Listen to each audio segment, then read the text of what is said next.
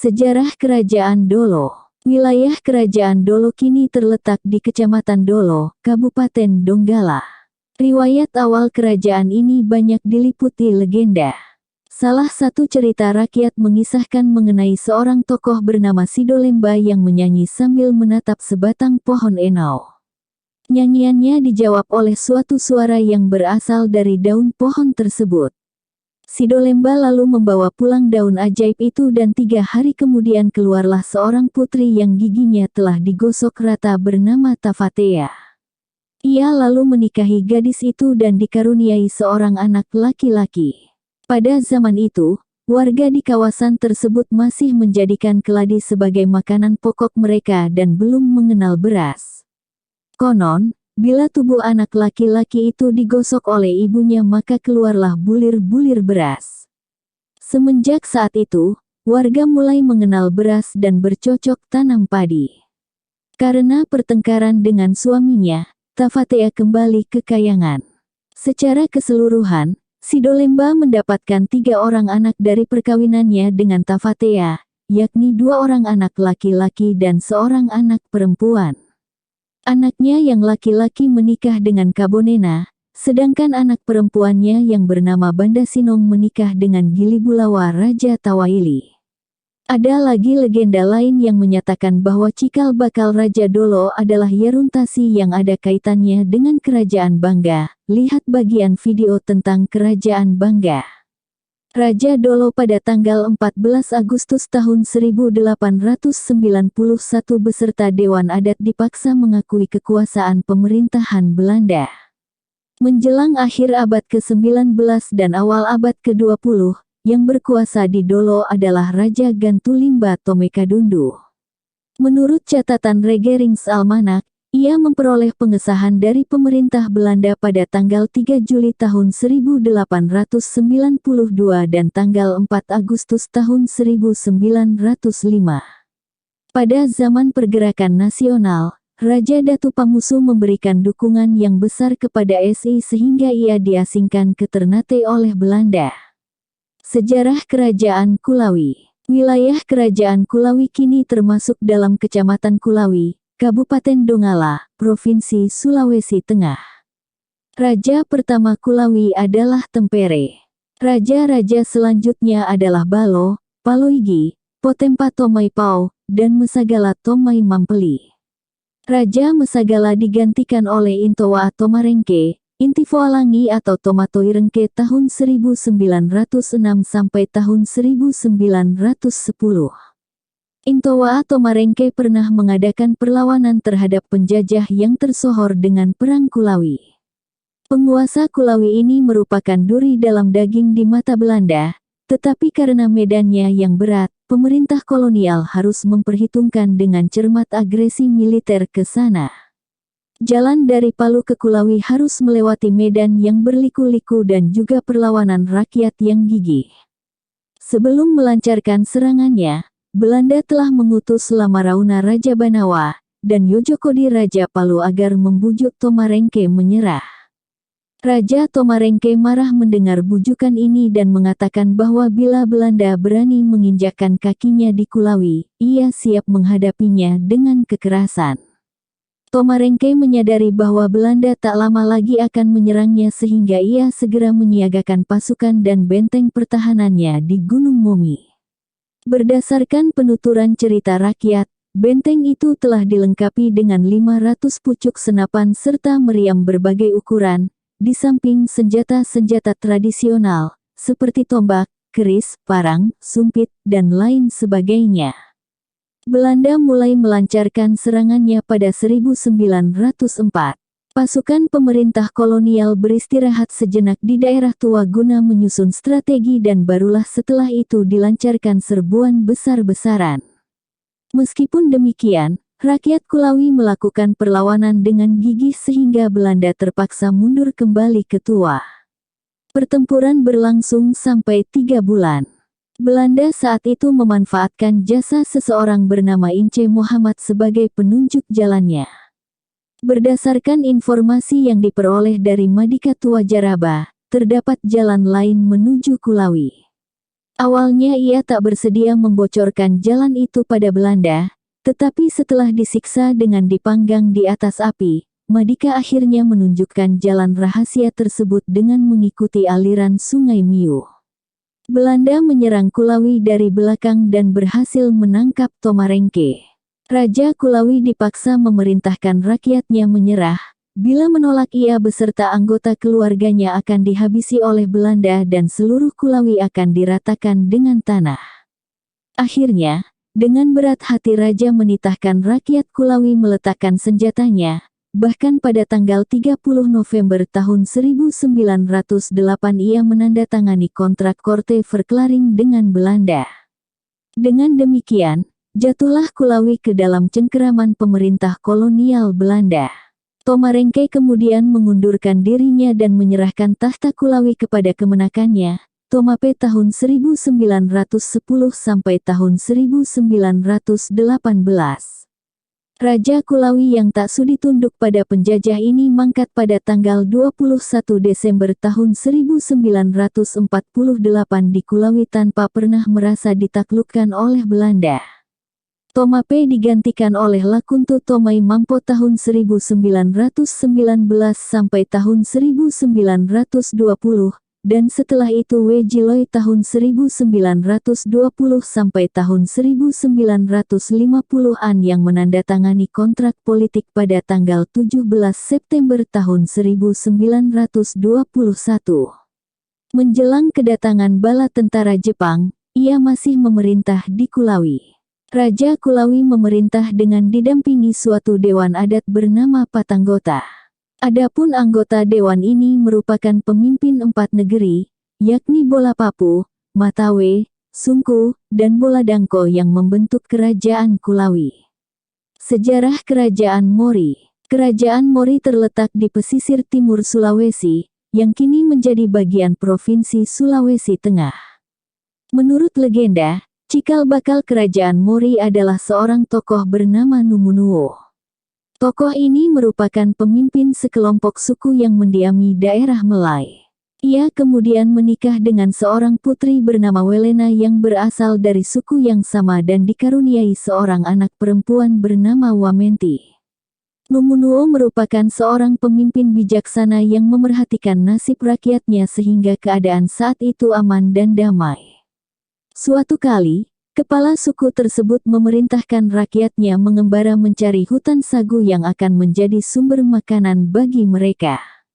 Dengan membawa istri beserta anak-anaknya, warga suku meninggalkan desa mereka dan tiba di hutan sagu yang lebat dekat Matandau. Mereka lalu mengolah sagu yang ada menjadi makanan. Namun, belakangan disadari bahwa mereka tidak membawa tempat bagi makanan yang telah siap itu. Salah seorang warga mengusulkan agar mereka membuat tempat makanan dari daun boku.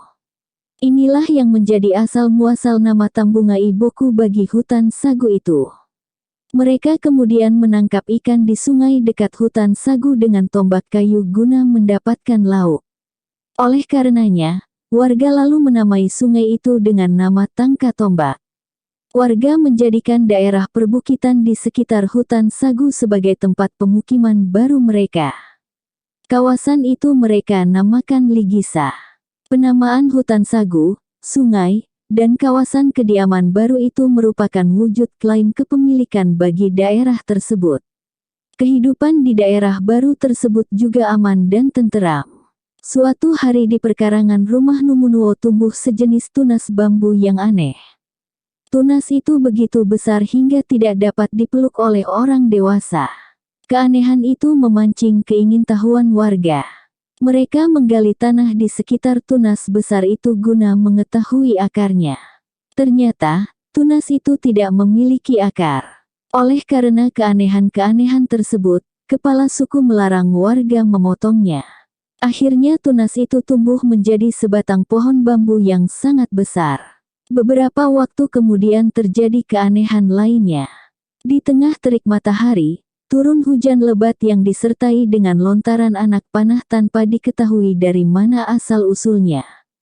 Warga ketakutan dan berlari mencari perlindungan di tempat kediaman pemimpin mereka. Meskipun panah berhamburan dengan hebatnya, tak seorang warga pun terluka. Saat masih dilanda kebingungan atas peristiwa ganjil yang baru mereka alami, tiba-tiba terdengar suara ledakan keras. Warga mendapati bahwa pohon bambu itu telah terbelah menjadi dua dan seorang pemuda tampan berdiri di sampingnya. Pemuda itu mengenakan pakaian berwarna kuning keemasan. Ia berdiri di atas bentangan tenunan kain mawa dan di belakangnya terdapat dua gulung kain sutera. Warga ingin agar pemuda itu bergabung dengan suku mereka. Ia lalu dinikahkan dengan Wamenti dan menetap bersama mereka di Ligisa. Mereka lalu menobatkannya sebagai raja. Sementara itu Numunuo diangkat sebagai Karua. Hal ini menjadi dasar bagi sistem administrasi pemerintahan kerajaan Mori. Seorang Karua selaku mertua Mokole mempunyai kekuasaan untuk memilih Mokole baru, tetapi ia sendiri tak berhak menjadi Mokole. Dengan demikian, kedudukan Karua setara dengan Pangeran Mangkubumi atau Pangeran Wali. Tidak lama kemudian, kaum tersebut berpindah kembali ke Moiki sehingga tempat pemukiman di Ligisa menjadi tak berpenghuni. Penduduk yang kini berdiam di wilayah itu mengatakan bahwa di sana masih dapat ditemukan penemuan arkeologis berupa benda-benda tembaga, tembikar, dan emas, yang dipercaya sebagai peninggalan penghuni terdahulu. Pemicu perpindahan itu adalah serangan Mokole negeri Lembo yang tertarik dengan kemakmuran daerah tersebut. Serangan armada Lembo yang menyerbu lewat sungai berhasil dipatahkan. Warga mengadakan pesta kemenangan selama berhari-hari sehingga lupa menguburkan mayat para prajurit yang gugur di medan laga. Bau busuk yang berasal dari jenazah-jenazah itu tersebar kemana-mana. Numunuo mengatakan bahwa mereka tidak dapat tinggal di sana lagi karena telah tercemar oleh bau busuk yang menyengat. Demi menghindari bau dan berjangkitnya penyakit akibat membusuknya mayat, warga menyusuri sungai La dan tiba di sebuah tempat bernama Morokopa. Mereka berpindah lagi ke Moiki dan mengalami kehidupan yang jauh lebih makmur. Suatu hari, terjadi peristiwa aneh seperti dahulu, yakni turunnya hujan di tengah hari musim kemarau yang panas terik. Warga meyakini bahwa ini merupakan pertanda akan terjadinya peristiwa-peristiwa luar biasa. Ternyata di samping rumah Numunuo ditemukan seorang anak yang terbungkus kain tenunan mawa. Ia duduk di atas sebuah dulang tembaga berkaki dengan kepala bertutupkan sebuah gong. Anak itu masih mempunyai tali pusar dari emas yang terlilit hingga ke bahunya. Legenda ini tidak mengisahkan mengenai anak yang dilahirkan dari pasangan Mokole Ligisa dengan Wawenti. Oleh karenanya, anak itu dapat ditafsirkan sebagai keturunan mereka. Sementara itu, legenda di atas merupakan wujud legitimasi kekuasaan bagi putra mereka yang hendak dinobatkan sebagai raja baru berikutnya. Ketika Mokole Ligisa berupaya mengangkat bayi itu, ia menangis dengan kerasnya sehingga Mokole mengurungkan niatnya. Akhirnya Numunuo selaku Karua yang berhasil mengangkat bayi tersebut. Kisah ini sekaligus menjadi sumber legitimasi bagi kekuasaan Karua dalam memilih dan mengangkat Mokole berikutnya. Bayi yang baru ditemukan itu juga diangkat sebagai Mokole dengan gelar Mokole Moiki. Setelah dewasa Mokole Moiki hanya ingin menikah dengan orang yang sederajat dengannya, yakni yang sama-sama turun dari kayangan. Numunuo pernah mendengar bahwa negeri Mohainga di sekitar Danau Matano diperintah oleh Mokole wanita yang juga berasal dari kayangan. Ia lalu mengutus pengikutnya melamar Mokole itu. Ternyata Mokole Mohainga tidak keberatan. Warga Mohainga pada mulanya marah, tetapi setelah dijelaskan dengan cara bijaksana amarah mereka mereda. Pesta pernikahan yang meriah segera diselenggarakan dengan mengundang kepala-kepala suku tetangga. Perayaan itu juga dijadikan ajang menyebarkan kabar bahwa di Moiki telah ada seorang Mokole yang turun dari kayangan dan memiliki kebijaksanaan nan tinggi. Itulah sebabnya, tak berapa lama setelah upacara pernikahan berlangsung, datanglah dua orang kepala suku dari daerah pergunungan yang bernama Ruruhako dan Tandu Rumba-Rumba ke Moiki. Mereka memohon agar Mokole Moiki bersedia berdiam bersama mereka di Wawontuko dan menjadi raja bagi mereka semua. Permintaan ini dikabulkan.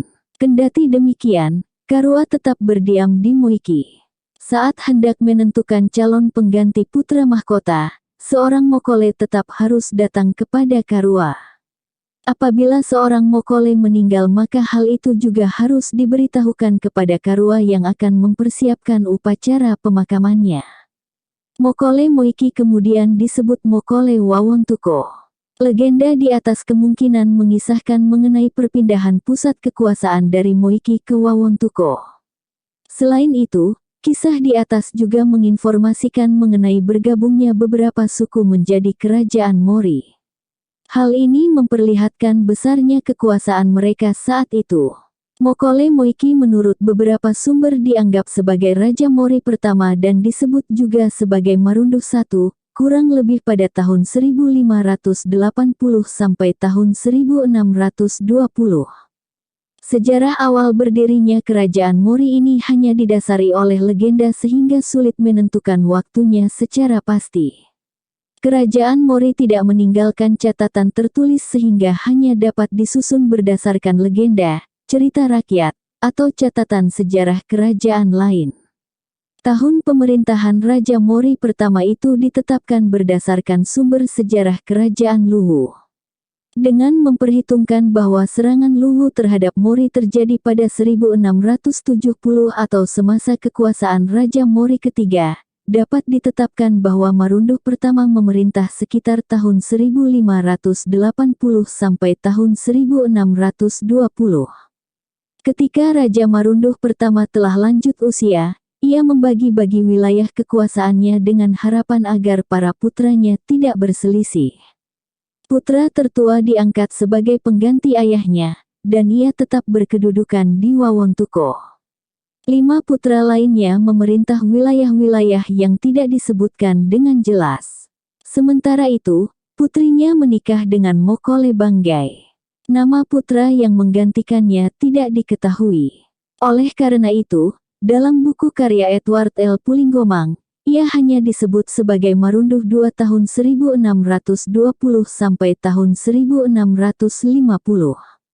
Perkembangan Kerajaan Mori. Menurut legenda, Marunduh II diwarisi anjing sakti bernama Totopalo yang konon giginya terbuat dari tembaga. Dikisahkan bahwa semasa pemerintahan Marunduh II, kehidupan rakyat dapat dikatakan makmur. Hingga suatu kali diterima berita dari Banggai bahwa saudara perempuannya ingin meminjam Totopalo untuk mengatasi serangan seekor babi hutan sakti yang ganas di sana. Konon babi hutan itu telah banyak menyeruduk orang sampai meninggal. Marunduh II setuju meminjamkan anjing saktinya itu dengan pesan bahwa bila anjingnya sampai terbunuh, giginya harus dikembalikan kepadanya. Mokole Banggai sangat senang menyaksikan hewan sakti itu dan ketika babi hutan kembali mengganas, Totopalo dilepaskan ke arahnya. Dengan secepat kilat, Totopalo berlari ke arah babi hutan dan pertarungan antara keduanya tak dapat dihindari lagi. Setelah bertarung selama 3 hari, baik Totopalo maupun babi hutannya sama-sama mati. Anehnya, tidak ada tanda-tanda luka pada kedua hewan tersebut, meskipun saat bertarung keduanya tampak saling menggigit dan menerkam. Berdasarkan kesepakatan sebelumnya, bila Totopalo mati, giginya harus dikembalikan kepada Raja Mori. Ternyata Raja Banggai ingkar janji dan menolak menyerahkan gigi Totopalo. Semenjak saat itu putuslah hubungan antara Mori dan Banggai. Semasa pemerintahan Raja Mori ketiga, Ratu Wedange tahun 1650 sampai tahun 1670, datanglah utusan Datu Raja Luwu yang beristanakan di Palopo. Utusan itu menyampaikan undangan Datu Luwu bagi Raja Mori untuk mengadakan pertemuan di Matano. Ratu berupaya menyelidiki terlebih dahulu apa yang melatar belakangi undangan tersebut. Ternyata diperoleh kabar bahwa Matano telah direbut oleh Luwu. Dengan demikian, undangan Datu Luwu harus ditolak karena bila Ratu memenuhinya sama saja dengan mengakui bahwa Mori telah menjadi jajahan Luwu. Memang pada saat itu Luwu sedang berambisi meluaskan daerah kekuasaannya. Meskipun demikian, Ratu mengirim Karua Kelo untuk menjumpai Datu Luwu. Begitu berjumpa dengan Datu Luwu, ia memperkenalkan dirinya sebagai Karua Kerajaan Mori. Karena Raja Mori tidak mau datang sendiri, Raja Luwu menjadi marah dan menanyakan mengapa kerajaan itu tidak mau takluk. Dengan diplomatis Karua menjawab, "Jika hal itu bergantung kepada keputusan saya maka saya akan menyatakan takluk, tetapi Mokole mungkin tidak bersedia takluk kepada Luwu." Mendengar hal itu, Raja Luwu memberikan ultimatum agar mempertimbangkan keputusan tersebut selama 4 hari. Setelah lewat masa yang ditentukan, Raja Mori agar menemui utusan Luwu yang berada di Uluanso. Ratu Wedange tidak bersedia tunduk kepada Luwu sehingga pecahlah peperangan antara Mori dan Luwu. Bala tentara Luwu segera mengepung ibu kota Mori di Wawontuko. Akhirnya, Luwu mencapai kemenangan atas Mori serta Ratu, putra mahkota, Karua Kelo, beserta saudara laki-lakinya dijadikan tawanan. Sedangkan anggota keluarga bangsawan Mori lainnya dibiarkan tetap tinggal. Ditawannya Ratu beserta Karua ini merupakan penegasan bahwa kini Mori merupakan jajahan Luwu. Setelah beberapa waktu menjadi tawanan di Luwu, Karua berniat mengurus biaya tebusan agar diizinkan pulang ke negerinya. Keinginan ini disetujui oleh Datu Luwu, namun Ratu tetap menolak kembali ke negerinya. Keputusan Ratu ini mengandung makna politis karena bila ia pulang ke kampung halamannya dan menjadi raja lagi maka itu sama saja dengan menjadi penguasa bawahan Datu Luwu, sesuatu yang sangat dibencinya. Selain itu, hal ini dapat memaksa Raja Luwu terus-menerus mengurus keperluannya selaku tahanan politik. Agar tidak perlu secara langsung mengurusi kebutuhan mereka, Datu Luwu menyediakan satu lahan pertanian serta beberapa ekor ayam dan babi sebagai tumpangan hidup para tawanan tersebut, tetapi pemberian ini malah dianggap sebagai penghinaan. Para tawanan tidak bersedia mengolah lahan dan membiarkannya terbengkalai. Ayam dan babinya sengaja diracun hingga mati seluruhnya. Menyaksikan hal ini, Raja Luwu menawarkan pembebasan mereka tanpa tebusan apapun. Tawaran ini juga ditampik oleh Ratu karena tak bersedia menjadi bawahan atau jajahan Luwu. Ia tetap menghendaki agar Mori diakui sebagai kerajaan yang berdaulat. Apabila Luwu menerima persyaratan ini, ia bersedia pulang ke kampung halamannya.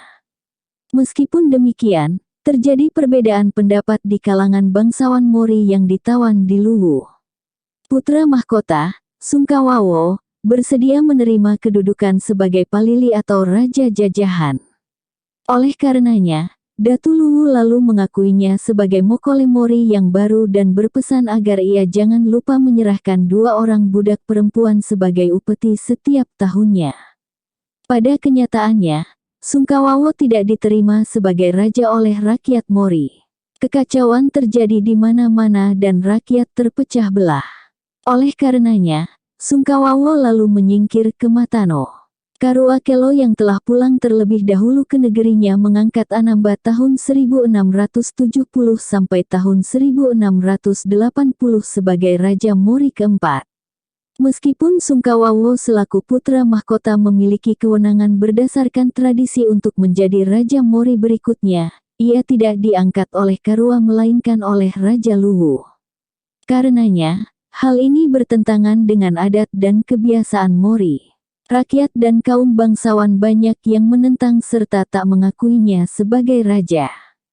Dengan menyingkirnya Sungkawawo ke Matano, daerah yang berada di bawah kekuasaan Luwu, tentu saja ia tak dapat lagi memenuhi kewajibannya menyerahkan upeti kepada Luwu. Pengangkatan Anamba sebagai penguasa baru tanpa campur tangan Luwu merupakan penegasan bahwa Mori ingin memperlihatkan kedaulatannya. Dengan strategi yang jitu ini, penaklukan Luwu atas Mori dapat dikatakan gagal total.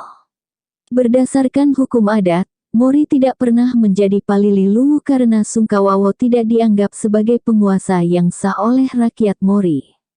Kepulangan Karua yang lebih dahulu ke Mori dapat dianggap sebagai langkah yang tepat karena dengan demikian ia berkesempatan menobatkan raja baru demi mengisi kekosongan kekuasaan.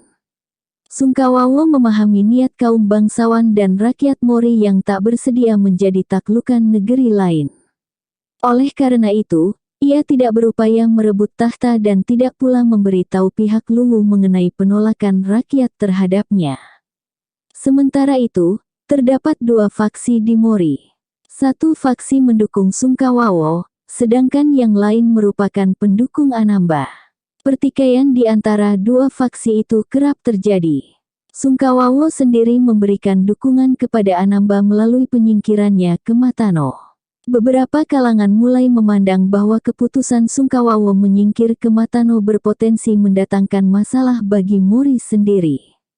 Pertama-tama karena Matano merupakan daerah Palili Luwu sehingga bila Luwu mengetahui penolakan rakyat tersebut, mereka akan mengirimkan ekspedisi militer ke Mori.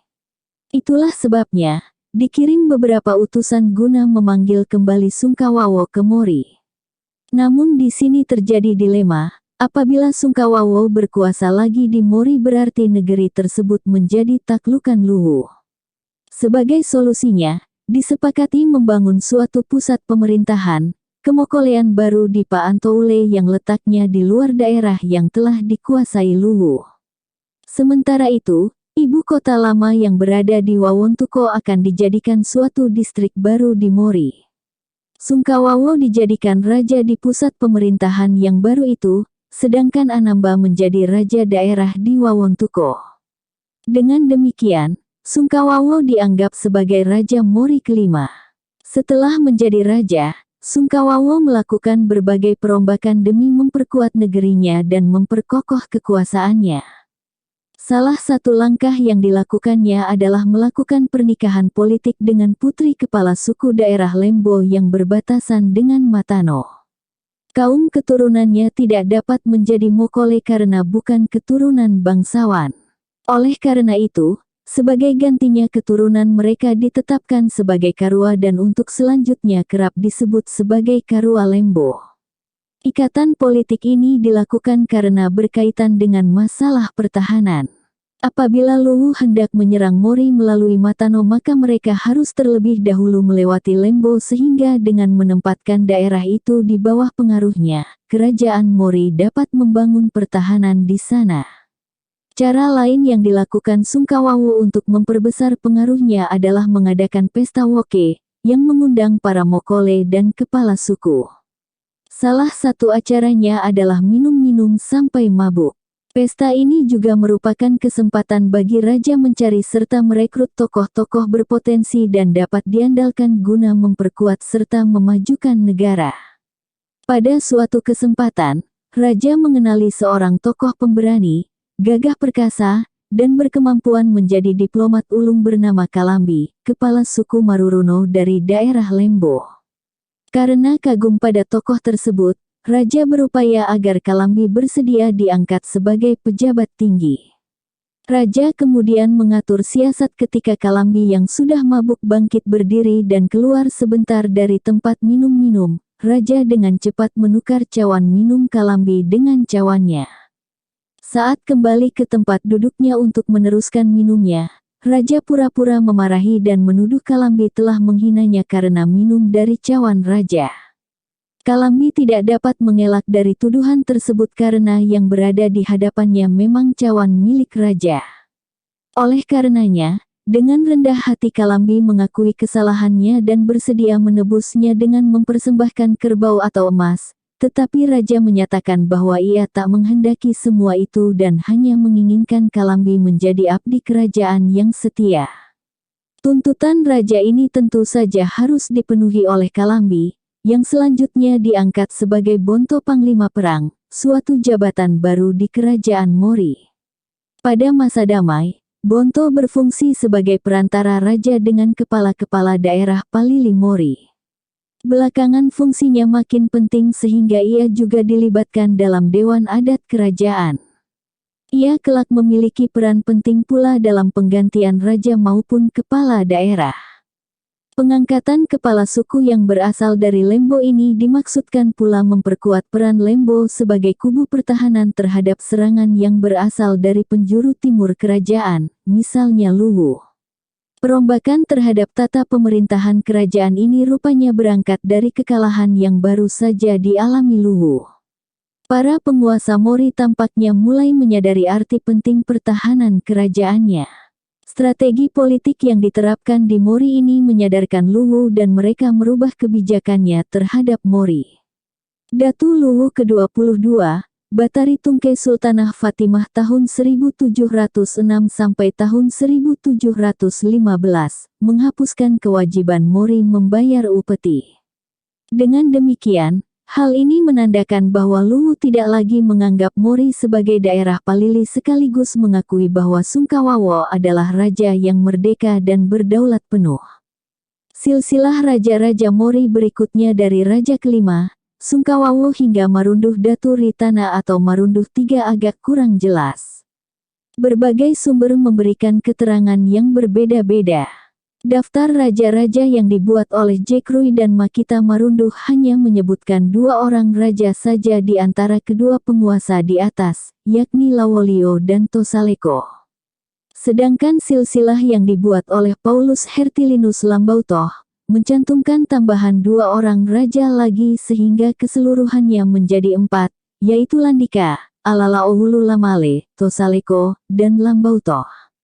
Dengan mempertimbangkan jeda waktu antara Sungkawawo tahun 1720 dan Marunduh III tahun 1870 yang meliputi 150 tahun, diperkirakan bahwa ada lebih dari 4 raja di antara mereka dengan pertimbangan bahwa masing-masing raja memerintah rata-rata 20-30 tahun.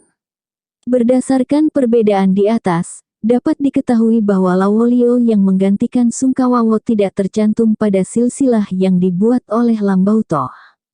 Selain itu, Tosaleko dikatakan sebagai raja yang mendahului Marunduh.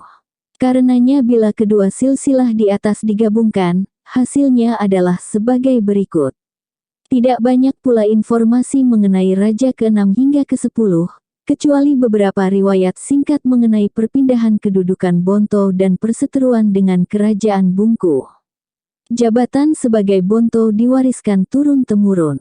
Setelah Kalambi meninggal, kedudukannya diwariskan kepada putranya yang bernama Tabota. Ia memiliki 2 orang anak yang bernama Kaori dan Poliwo. Kaori selaku putra sulung merupakan calon Bonto berikutnya, tetapi ia jatuh cinta pada putri raja yang bernama Welena. Meskipun demikian, percintaan mereka tidak direstui oleh raja karena menurut adat seorang wanita pantang menikah dengan pria yang status sosialnya lebih rendah. Apabila seorang putri bangsawan tinggi menikah dengan orang yang kedudukannya lebih rendah, pasangan itu harus menanggung hukuman pembuangan melewati air atau laut. Dalam hal ini, mereka yang melanggar hukum adat itu harus diasingkan dan tinggal di seberang Danau Matano atau pulau-pulau di Teluk Tomori. Hukuman pembuangan di seberang air atau lautan tersebut mengandung pengertian simbolis bahwa mereka telah mati dan tak boleh kembali lagi ke kampung halamannya. Penolakan raja dan ketatnya aturan adat menjadikan Kaori patah hati dan bunuh diri. Peristiwa ini mendukakan Tabota dan membuatnya berniat meletakkan jabatan serta kembali ke kampung halamannya. Niat Tabota ini terdengar oleh raja daerah Wawontuko yang berupaya mencegahnya, mengingat arti penting seorang Bonto dalam mempertahankan kerajaan. Raja daerah Wawontuko akhirnya berhasil mencegah Bonto mengundurkan diri dari jabatannya dengan menawarkan daerah kedudukan baru di Wawontuko. Dengan demikian, kedudukan Bonto kini tidak lagi di ibu kota kerajaan. Kerajaan Mori pernah terlibat perseteruan dengan Bungku. Waktu itu, di daerah pesisir Bungku tinggal suku Panda. Suatu kali mereka mengalami serangan yang berasal dari suku Salampe. Karena tak sanggup membendungnya, mereka minta bantuan Alalaohulu Lamalen tahun 1780 sampai tahun 1810. Raja Mori ke-8. Permohonan bala bantuan ini dikabulkan dan raja mengutus Puokelu Bonto ke-4. Dengan bantuan kerajaan Mori, suku Salampe berhasil dikalahkan. Sebagai tanda terima kasih, suku Panda menghadiahi Puukelu dengan kain sarung yang tak sedikit jumlahnya serta perkakas dari tembaga. Pemberian itu ditampik dengan halus oleh Puukelu dan meminta menggantinya dengan kepemilikan atas hutan sagu di Panda atau Tambungai Panda. Ternyata keterlibatan Mori dalam menyelesaikan permasalahan suku Panda itu tidak menyenangkan Bungku karena menganggapnya sebagai campur tangan Mori terhadap peristiwa yang terjadi di wilayah kekuasaannya. Mereka memandang bahwa Mori berniat meluaskan daerah kekuasaannya. Apalagi dengan penyerahan hutan sagu itu, Mori telah menjadi penguasa atas penyambung hidup warga di sana yang makanan pokoknya adalah sagu. Dengan penguasaan atas hutan sagu tersebut, penduduk di sana menjadi terikat dengan Mori. Mereka wajib menyerahkan sebagian hasil sagunya kepada pemilik hutan tersebut. Meskipun kondisinya memanas, hal itu tidak memicu peperangan besar antara kedua negeri. Warga masing-masing masih kerajaan menjalankan hubungan perniagaan seperti biasa, bahkan pada kurun waktu tersebut, kedua kerajaan sama-sama mendapat gangguan bajak laut Tobelo yang berasal dari Ternate. Perang Mori Pertama. Latar belakang Perang Mori Pertama sebenarnya adalah persaingan dagang antara Inggris dan Belanda. Semenjak tahun 1816 setelah pengembalian Kepulauan Nusantara dari tangan Inggris, pemerintah kolonial Belanda berupaya memantapkan kedudukannya dengan mengadakan perjanjian yang disebut Traktat London pada tahun 1824.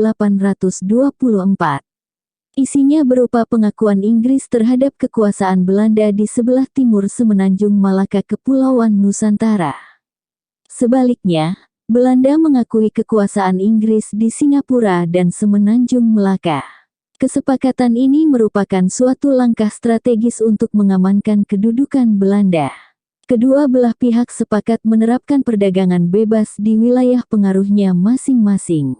Namun hal ini pada gilirannya justru mengancam kedudukan Belanda karena masih banyak kerajaan yang merdeka dan berdaulat, seperti Bone, Wajo, dan lain sebagainya sehingga para pedagang berkesempatan memasarkan barang-barang produksi Inggris ke sana dan bukannya ke pusat-pusat perniagaan yang telah dikuasai pemerintah kolonial. Yang makin mencemaskan Belanda adalah pedagang-pedagang tersebut juga menjual senjata dan mengajarkan cara menggunakan maupun memeliharanya.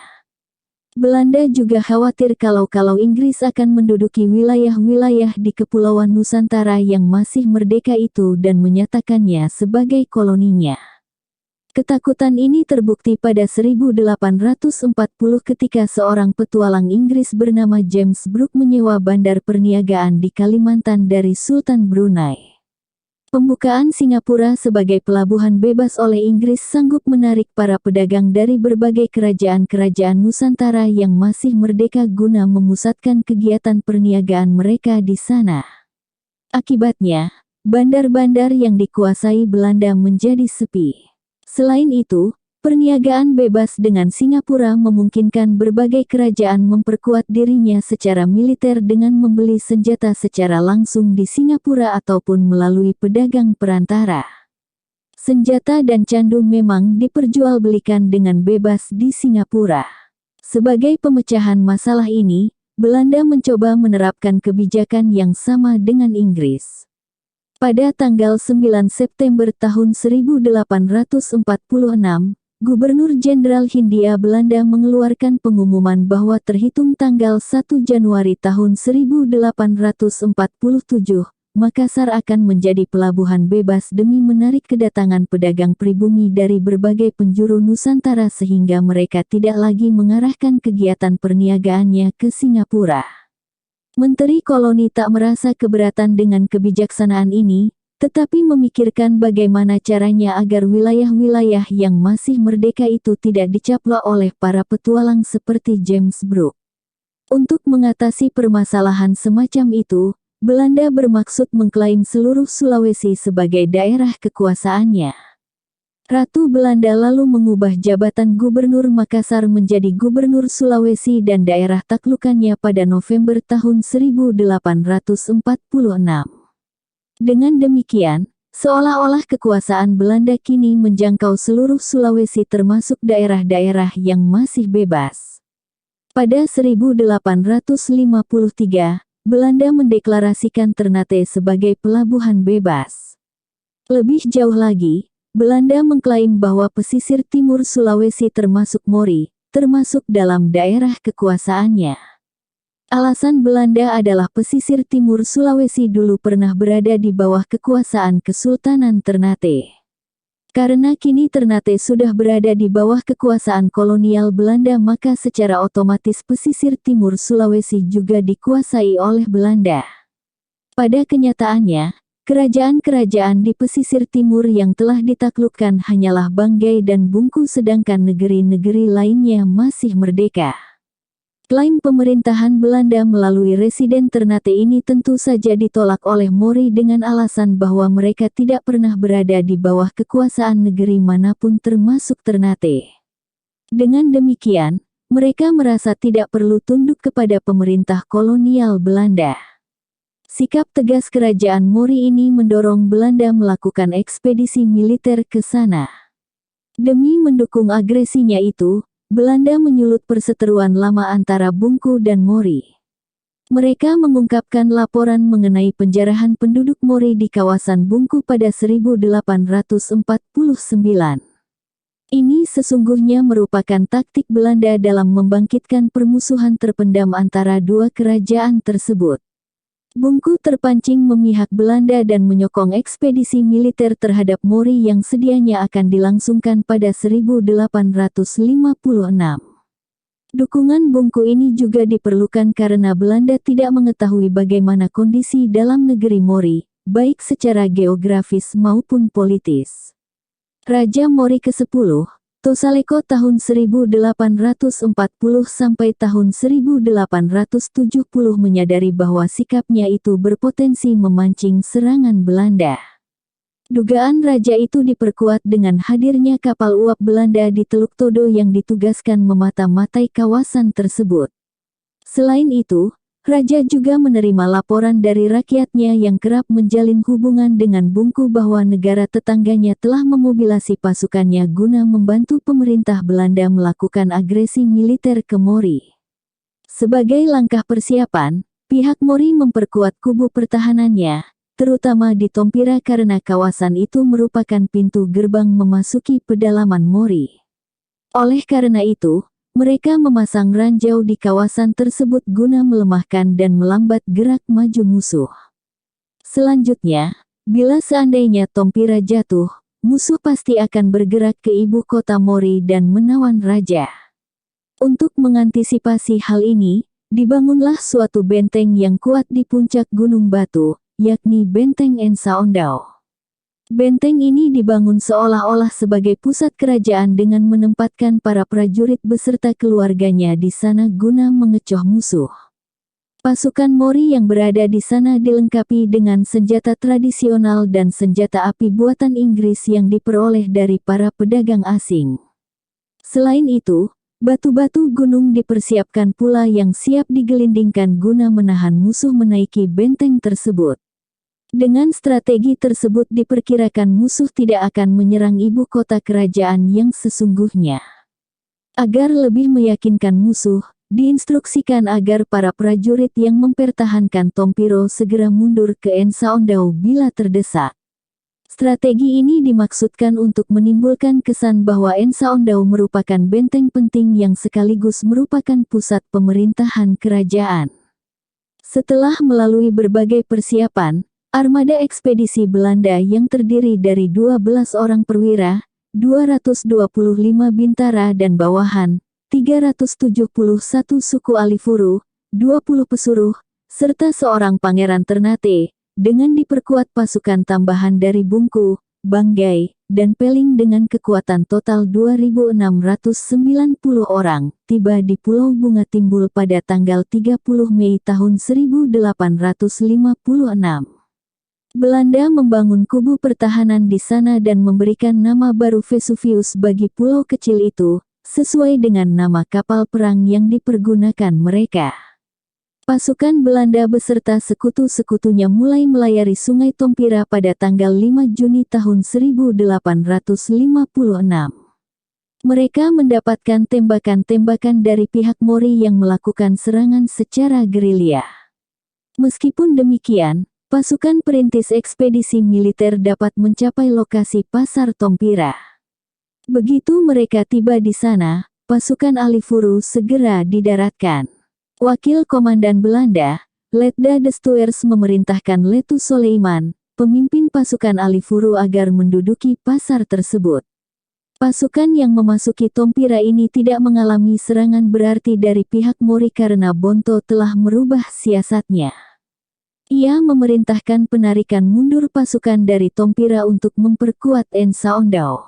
Sementara itu, hanya sejumlah kecil pasukan saja yang disiagakan di Morokopa. Mereka ditugaskan untuk bergerak mundur ke Ensaondau guna memancing musuh ke sana.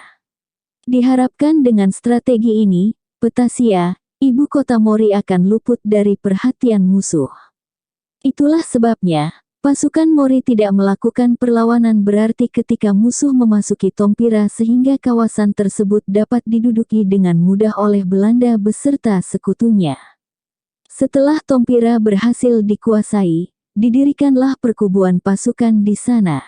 Pada tanggal 15 Juni sisa pasukan yang masih berada di Pulau Bunga Timbul diberangkatkan dengan perahu melalui Sungai Tompira. Iring-iringan mereka konon seperti semut yang berjalan ke sarangnya. Hal ini juga dimaksudkan sebagai unjuk kekuatan demi menciutkan nyali pasukan Mori. Komandan ekspedisi Belanda, C.F. Goldman baru tiba di Tompira pada tanggal 20 Juni tahun 1856.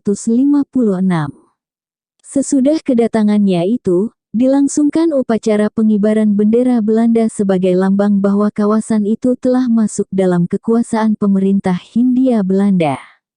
Serangan kemudian dilanjutkan ke Benteng Ensaondau. Kali ini tugas diserahkan kepada pasukan yang dipimpin oleh Kapten Van Eugen dan Letu van Dens.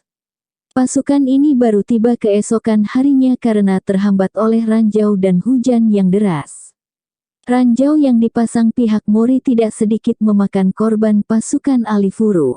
Begitu sampai di sana, seorang juru bicara diperintahkan naik ke benteng pertahanan guna memerintahkan segenap pasukan yang berada di dalamnya untuk segera menyerah. Tetapi pemimpin pasukan yang bernama Sangaji menolaknya seraya berkata bahwa ia dan anak buahnya telah diperintahkan oleh Mokole untuk mempertahankan daerah mereka hingga titik darah terakhir. Ketika utusan Belanda telah meninggalkan benteng pertahanan mereka, Sangaji memerintahkan penabuhan tambur dan gong yang bertalu-talu sebagai pernyataan perang dan menyiagakan pasukan Mori lainnya yang berada di Wawontuko. Tetabuhan genderang yang meriah itu ternyata menciutkan nyali pasukan Alifuru sehingga mereka tidak berani bertempur walau diancam dengan pistol sekalipun. Pimpinan detasemen pasukan mengirim utusan ke Tompira guna meminta dukungan pasukan artileri untuk mengebom benteng pertahanan Mori. Sekonyong-konyong pada tanggal 22 Juni pasukan Mori menyerang dari belakang dengan bersenjatakan panah dan sumpitan beracun, tetapi mereka dapat dipukul mundur kembali ke arah hutan. Dalam insiden ini, 2 orang pasukan Mori tewas terkena tembakan. Semenjak saat itu, pasukan Belanda meningkatkan kewaspadaannya. Pasukan artileri baru tiba pada pukul 22 dan langsung dicari lokasi yang sesuai untuk menempatkannya, yakni di sebuah bukit di depan benteng Ensaondau. Pengeboman tidak dapat dilakukan saat itu akibat turun hujan dan cuaca yang tak bersahabat.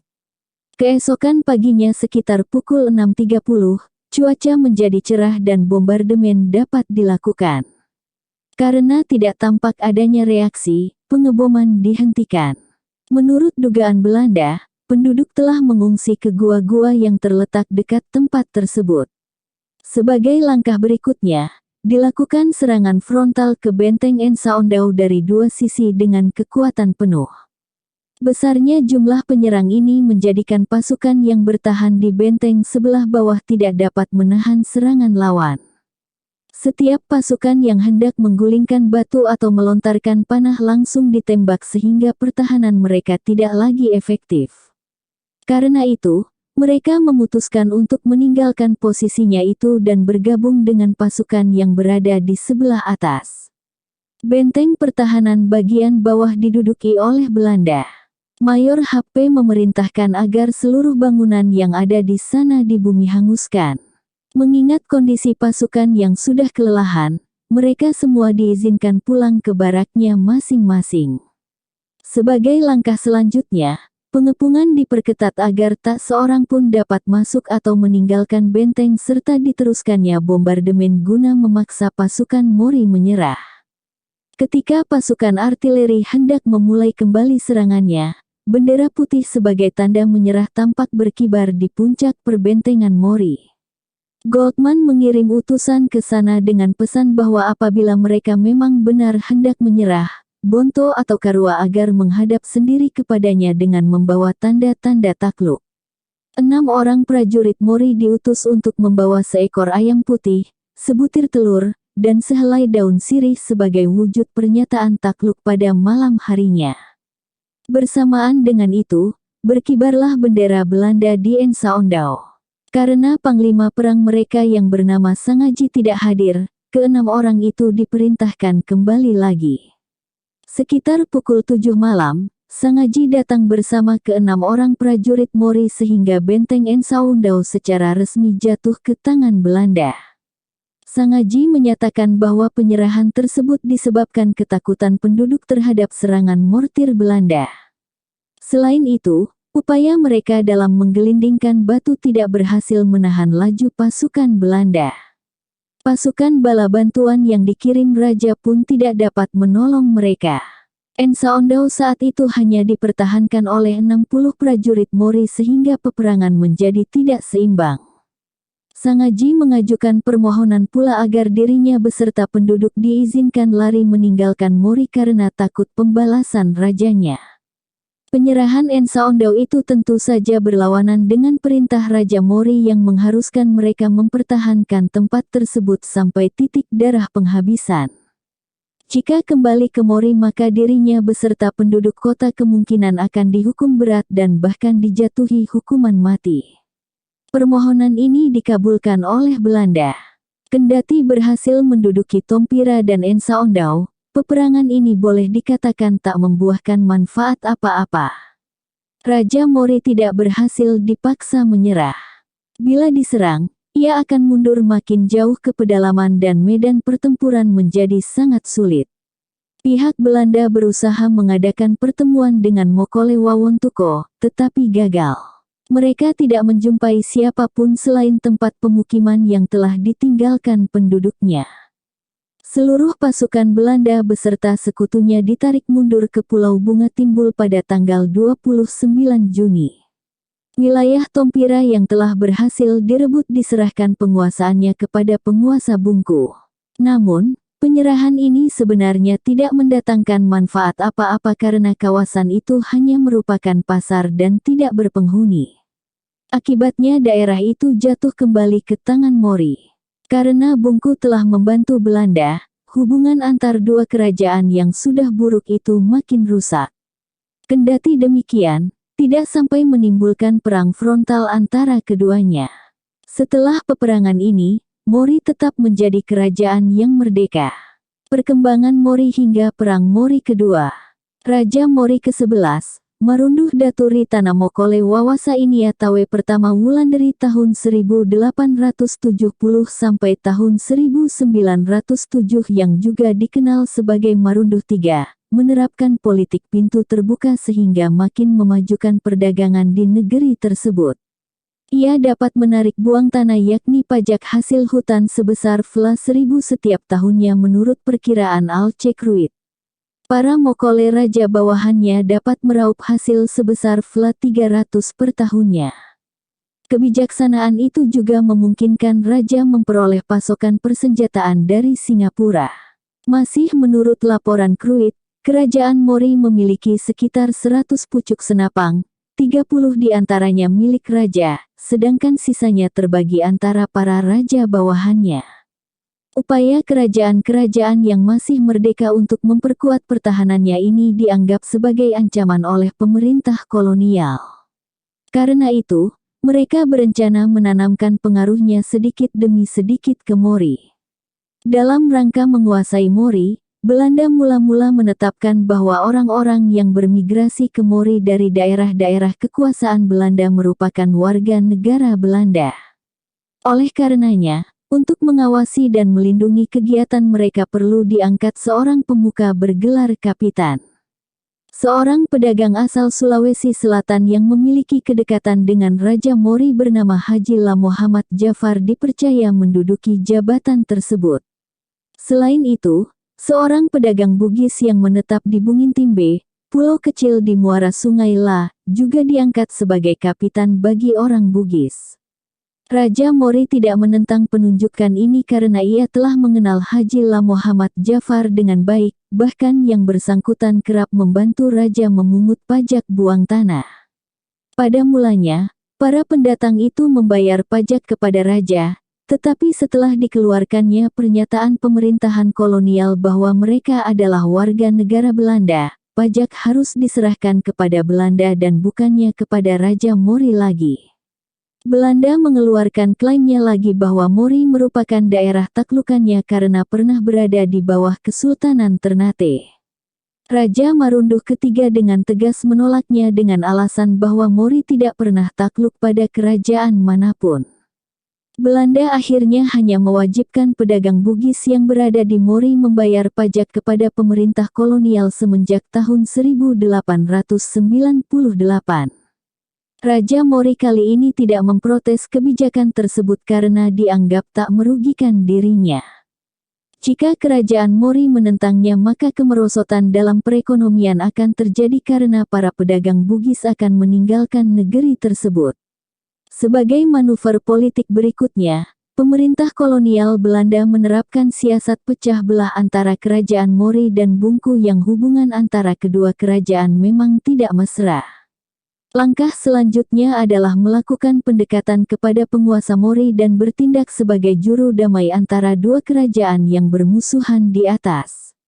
Untuk itulah diutus dua orang misionaris yang bernama Albert Christian Kruit dan Nicholas Adriani guna menjalin hubungan dengan Raja Mori. Kedua orang itu dipilih karena mereka dianggap memahami adat istiadat Mori. Dua penginjil itu diterima dengan baik oleh Raja Marunduh III pada tahun 1898. Mereka segera menyampaikan pesan pemerintah kolonial kepada Raja agar Mori bersedia berdamai dan menjalin hubungan yang baik dengan Belanda serta Bungku. Belanda menyulut perselisihan yang sudah ada antara Mori dan Bungku, tetapi setelah itu bertindak sebagai juru damai demi menanamkan pengaruhnya. Ajakan membina perdamaian ini disambut baik oleh Raja Mori dengan pesan agar Belanda jangan mengulangi serangan yang pernah dilancarkannya pada tahun 1856, yakni Perang Mori Pertama. Kesediaan Raja menjalin relasi yang baik tersebut diwujudkan dalam jamuan makan bersama dengan dihadiri pula oleh Karua, Bonto, dan pejabat tinggi kerajaan lainnya. Setelah berakhirnya perjamuan tersebut, Kruit dan Andriani pergi meninggalkan Mori dan melaporkan hasilnya kepada Residen Ternate. Menindaklanjuti hasil pertemuan dengan Raja Mori itu, diadakan negosiasi mengenai lokasi perundingan yang bakal diadakan antara berbagai pihak. Akhirnya Tompira disepakati sebagai tempatnya.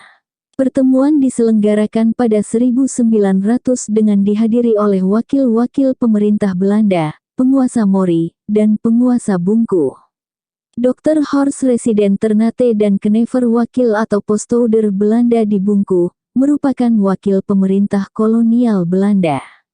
Dari pihak Mori hadir Raja Marunduh III, Mokole Ede Kamesi, Mokole Ngusumbatu, beserta pejabat-pejabat tinggi Mori, seperti Bonto Pandelutu Makaka, Karua Kalapa, Pangeran Lowolio, Tadulako Todondo, Tadulako Mangoli, dan lain sebagainya.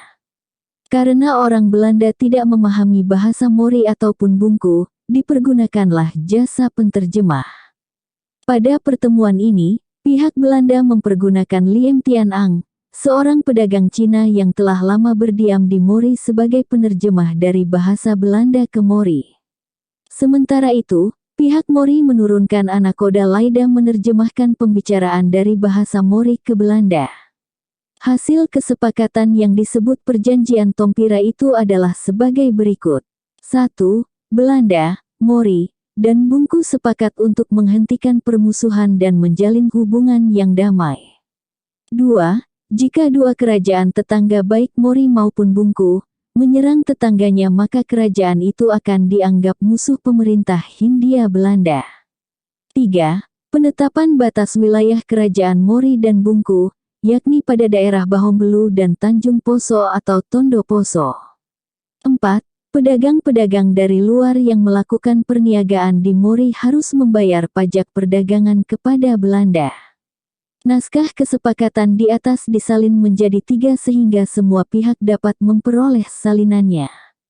Sebagai simbol perdamaian, dilakukan tukar-menukar cenderamata. Raja Mori menyerahkan sebuah tempat rokok dan batu pematik api kepada Raja Bungku. Sebaliknya, Raja Bungku menyerahkan sebilah pedang kepada Raja Mori.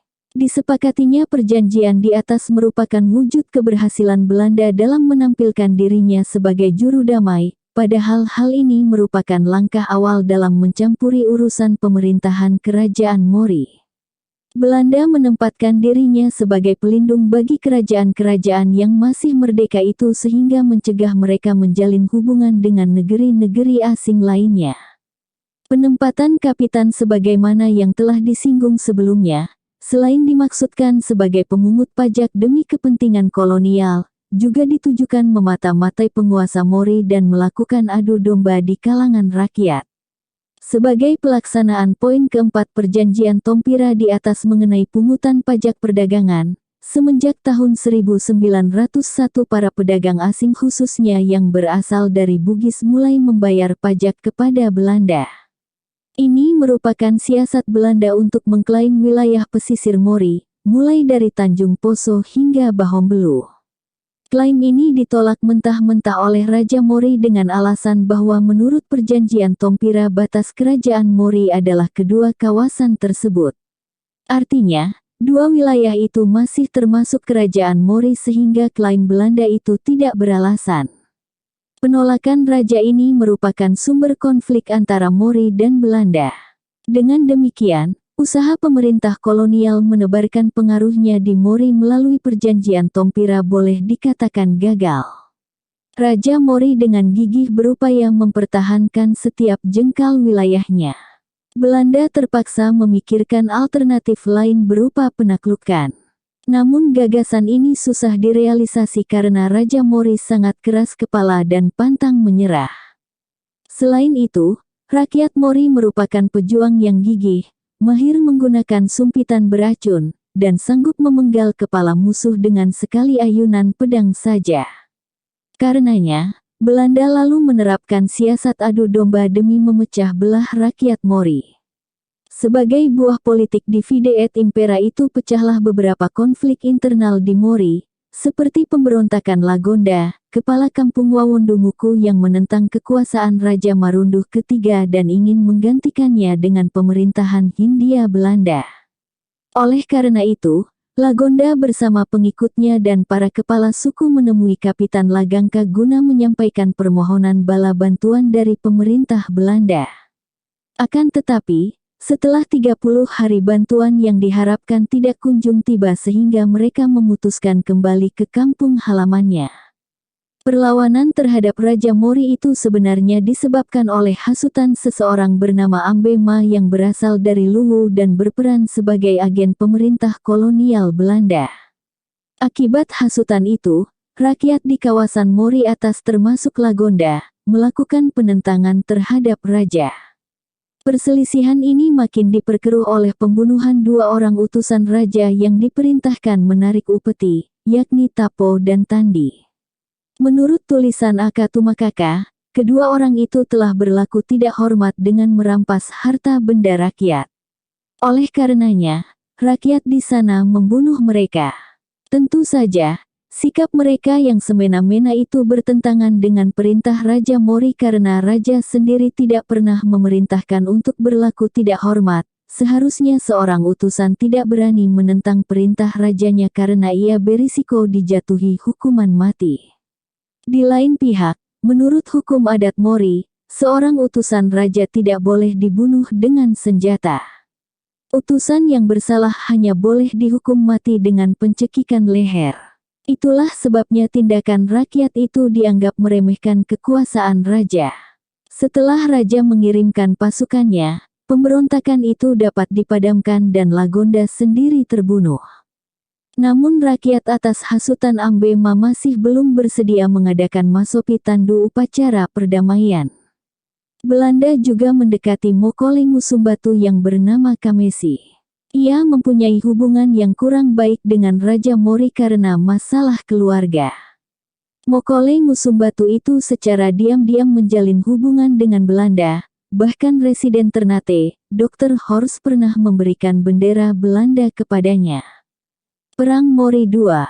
Sejak tahun 1905 Belanda ingin meluaskan wilayahnya ke Sulawesi, yakni dengan menaklukkan kerajaan-kerajaan yang masih merdeka di sana.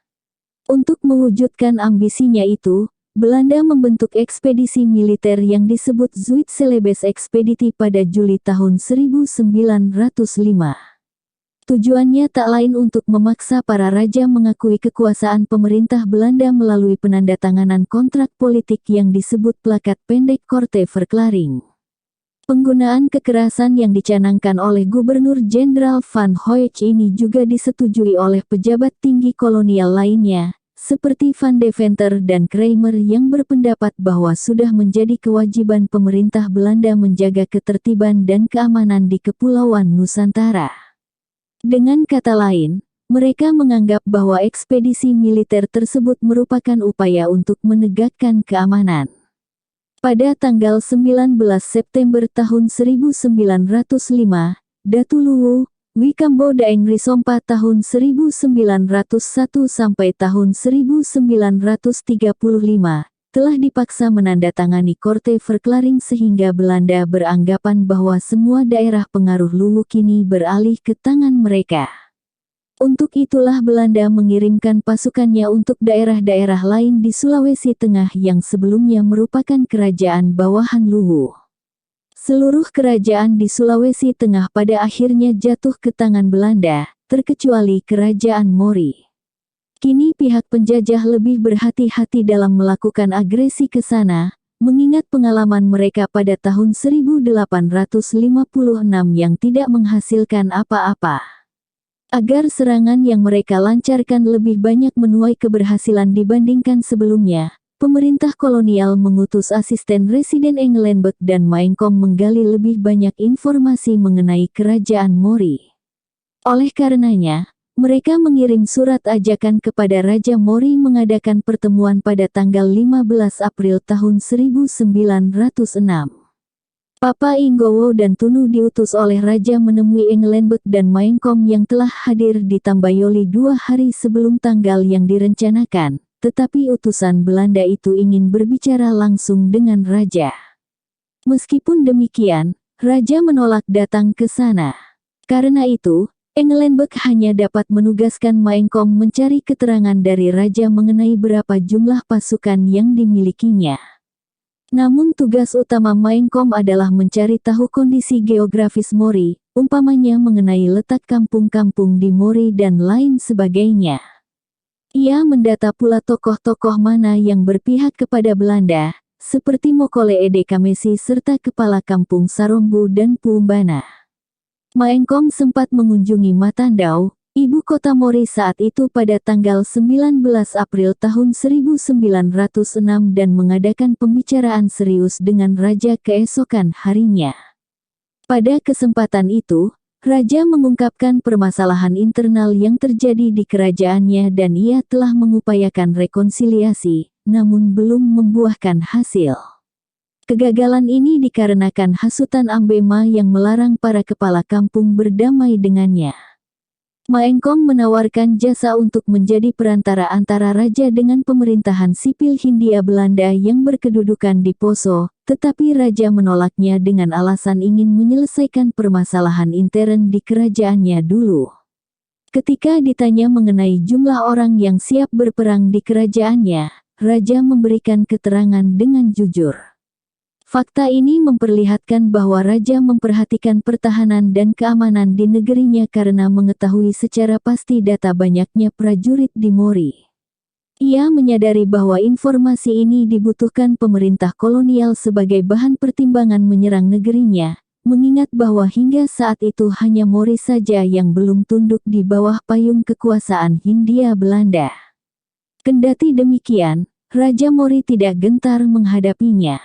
Meskipun telah memperoleh data-data yang dibutuhkan, ternyata Belanda tidak memilih jalan konfrontasi. Mereka memanfaatkan perpecahan internal di Mori sebagai akibat politik pecah belah yang telah dilakukan sebelumnya. Belanda akan tampil sebagai juru damai yang menyelesaikan permasalahan raja dengan rakyatnya itu.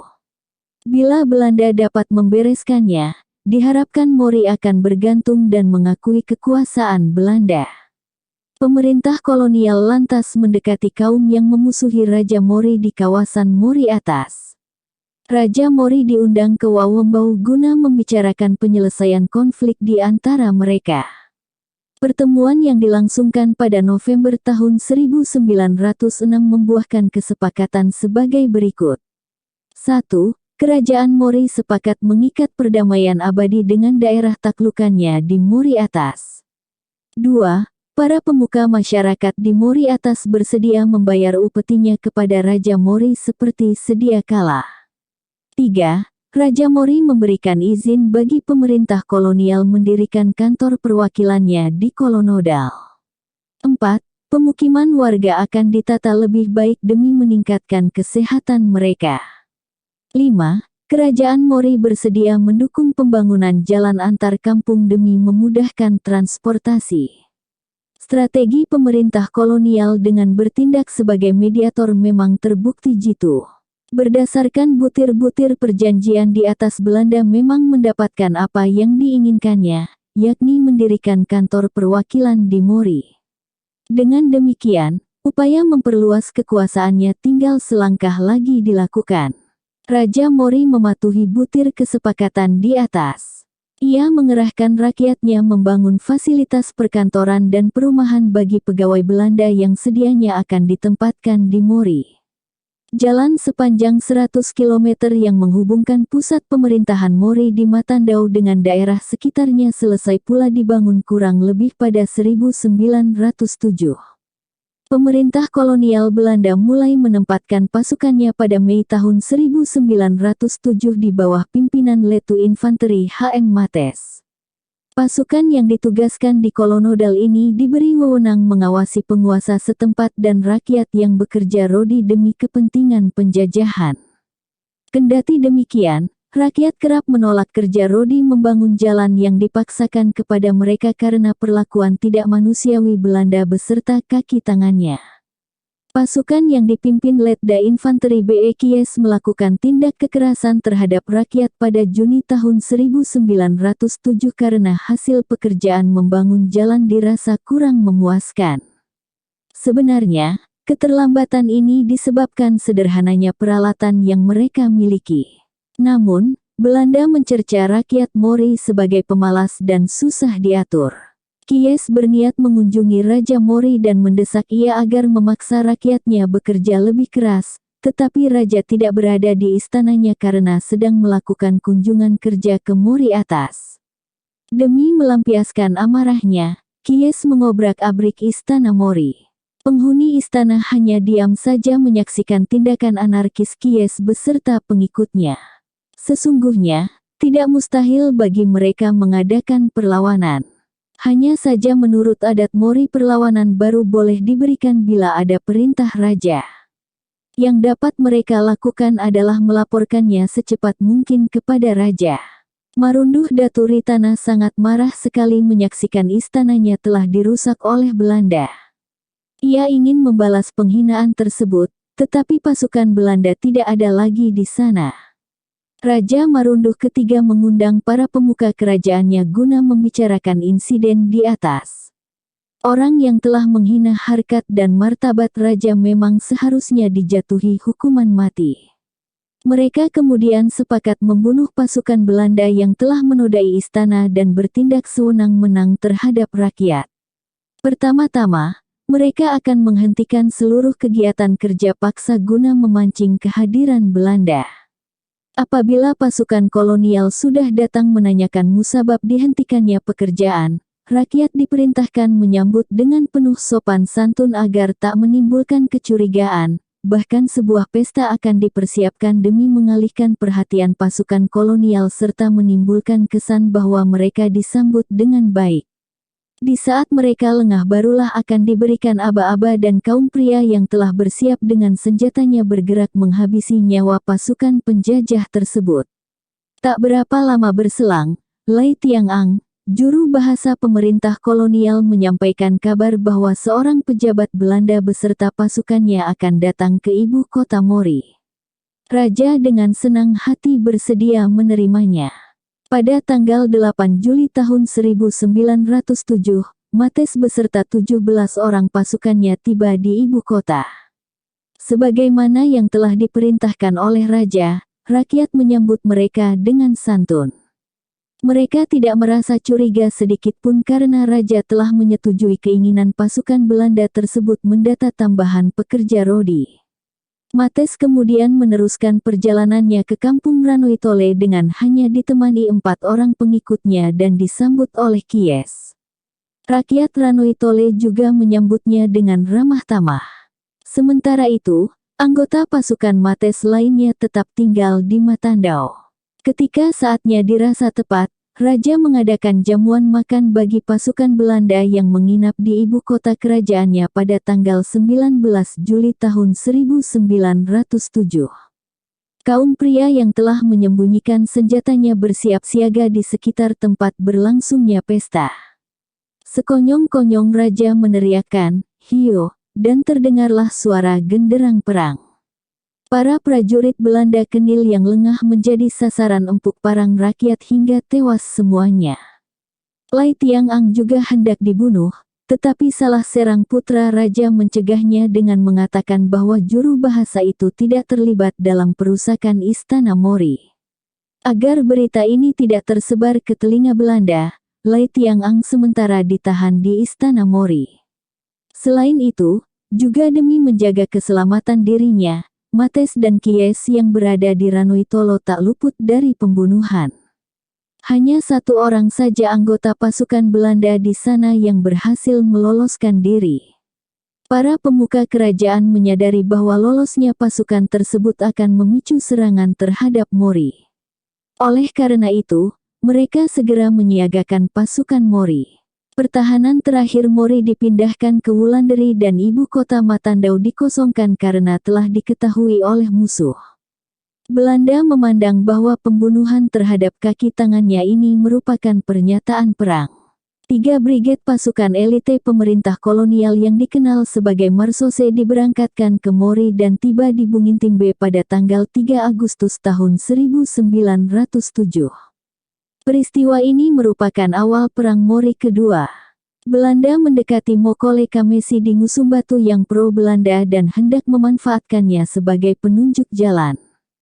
Hal ini membangkitkan dilema dalam dirinya karena menyadari bahwa tindakan tersebut akan mengakibatkan dirinya dianggap sebagai pengkhianat. Akibat tekanan mental ini, Mokole Kamesi menderita diare berat dalam perjalanan sehingga diizinkan pulang ke Ngusumbatu. Tugasnya digantikan oleh pengawal pribadinya bernama Abu.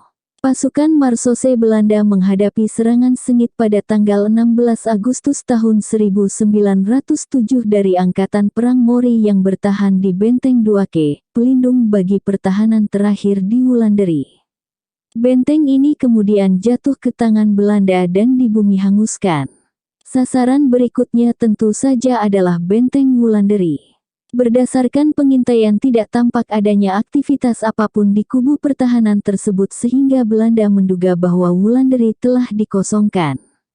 Pada tanggal 17 Agustus tahun 1907 pasukan Marsose Belanda bergerak ke Wulanderi.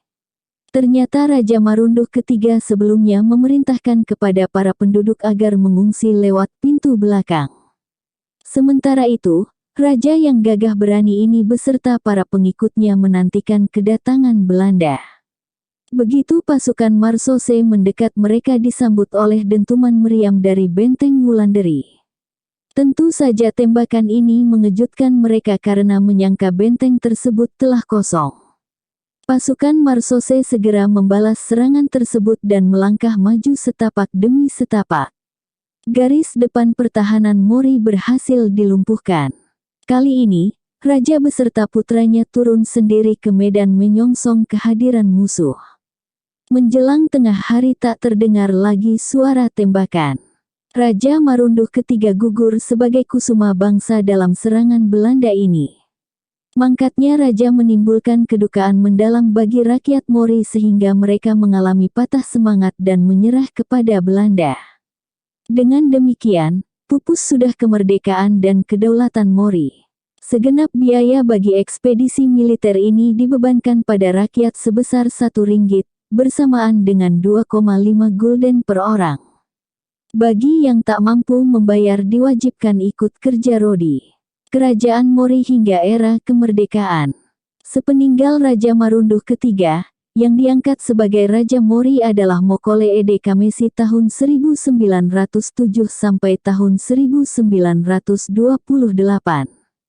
Pusat pemerintahan dipindahkan ke Sampalowo dan kerajaan Mori kini menjadi bagian Hindia Belanda. Berdasarkan administrasi pemerintahannya, Mori dimasukkan dalam Afdeling Luwu dan bersama dengan Bungku disatukan menjadi Onderafdeling Oskus van Celebes atau Pantai Timur Sulawesi. Status Swapraja kemudian diberikan kepada Mori. Belanda melakukan penataan lebih jauh dengan membagi Swapraja Mori menjadi 4 distrik, yakni Musumbatu, Sampalowo, Kangwa, dan Soyo yang masing-masing dikepalai seorang rejen kepala distrik.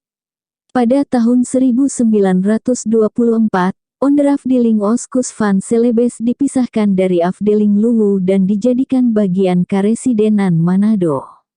Belanda menciptakan 2 Afdeling di Sulawesi Tengah, yakni Poso dan Donggala. Bekas Onderafdeling Oskus van Celebes lantas digabungkan dengan Afdeling Poso. Pada masa pemerintahan Raja Ede Kamesi, terjadi peristiwa berdarah berupa pembunuhan terhadap pasukan pemerintah kolonial Belanda pada 1921. Pemicunya adalah tindakan amoral terhadap wanita-wanita Mori yang dilakukan oleh mereka. Karena menyadari bahwa anggota pasukannya yang bersalah, Belanda tidak menurunkan ekspedisi militer apapun guna menghukum pelakunya. Rakyat yang diperintahkan bekerja membangun jalan dan jembatan tidak lagi melakukan pembangkangan karena menyadari arti penting proyek yang mereka kerjakan itu. Sebelumnya, mereka telah menerima penjelasan bahwa pembangunan jalan beserta jembatan itu bukan hanya demi kepentingan pemerintah, tetapi akhirnya rakyat juga yang akan menuai manfaatnya.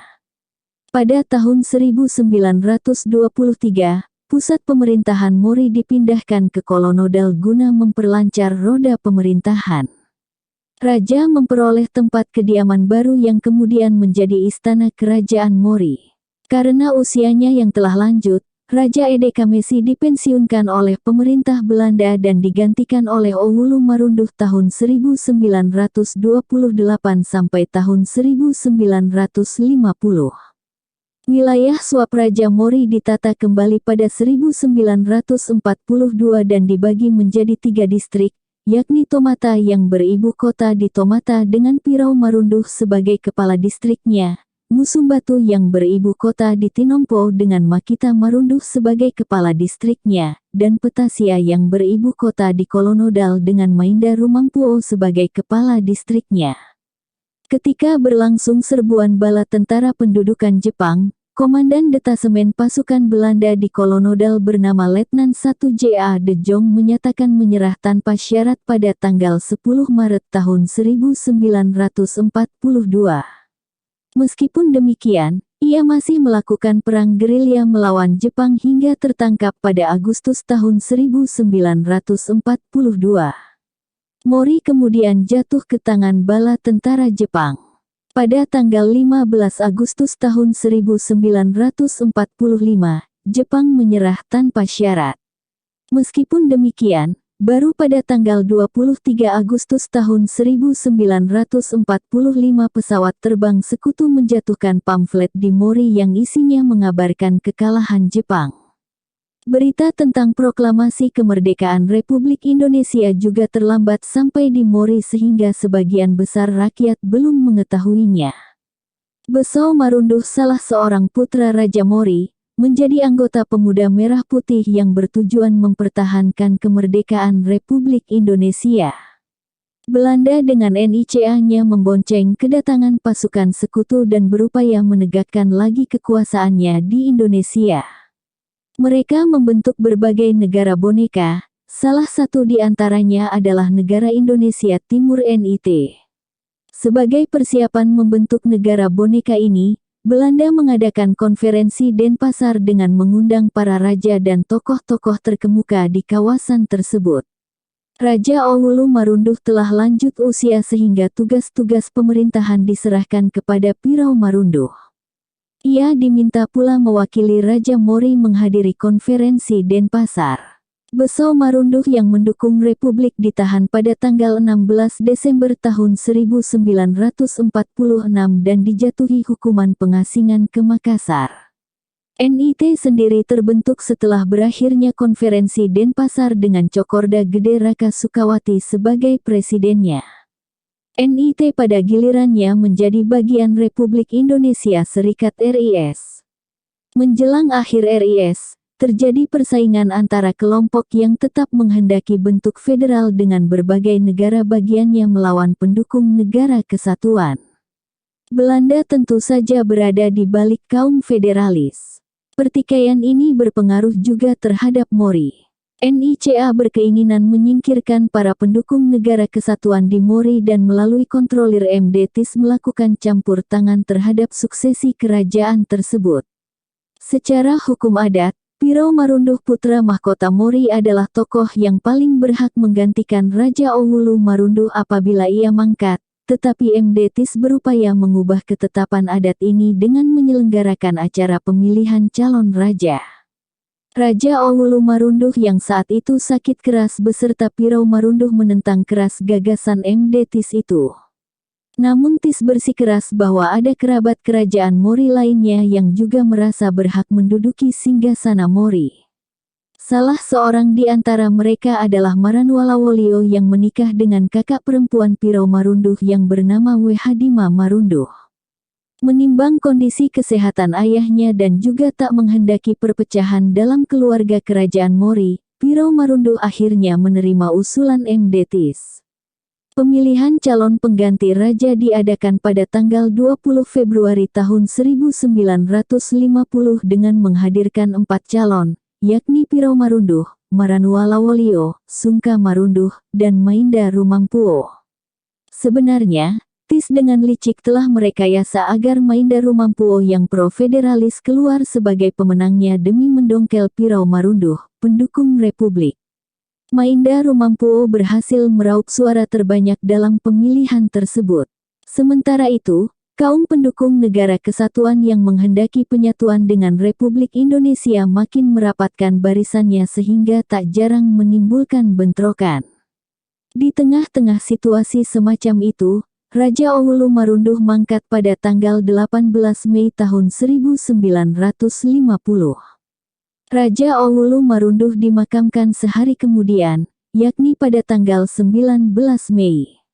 Meskipun demikian, tidak dilakukan upacara serah terima secara adat kepada Mainda Rumampuo yang sebelumnya telah terpilih sebagai calon pengganti Raja Mori. Tidak pula ia hadir dalam upacara perkabungan bagi almarhum. Hal ini mengisyaratkan bahwa Mainda Rumampuo tidak diakui sebagai Raja Mori. Pirau Marunduh juga tak hadir pada kesempatan tersebut. Tampaknya kaum kerabat kerajaan menghendaki agar Raja Owulu Marunduh menjadi raja terakhir kerajaan Mori karena sepeninggalnya tidak ada calon yang dinobatkan sesuai adat. Kendati tidak diangkat sebagai raja, Mainda Rumampuo dilantik sebagai kepala pemerintahan suap Raja KPS Mori terhitung mulai Oktober tahun 1950.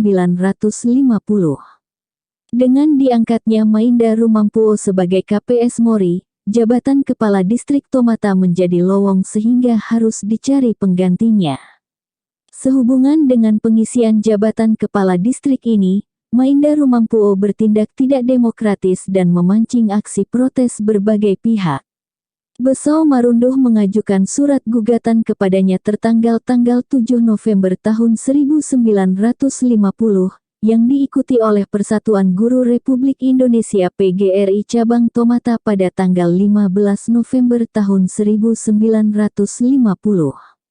Berdasarkan surat-surat gugatan tersebut tampak nyata bahwa para penggugat tidak mengakui Mainda Rumampuo sebagai raja dan menyebutnya wakil Raja Mori saja. Gugatan ini tidak membuahkan hasil dan bahkan Pirau Marunduh dipindah tugaskan ke Palu. Pemerintah Republik Indonesia menghapuskan sistem pemerintahan suap raja dan bersamaan dengan itu berakhir pulalah status Mori selaku suap raja pada 1961. Dengan demikian, turut pula berakhir masa jabatan Mainda Rumampuo sebagai kepala pemerintahan suap Raja Mori. Bersambung.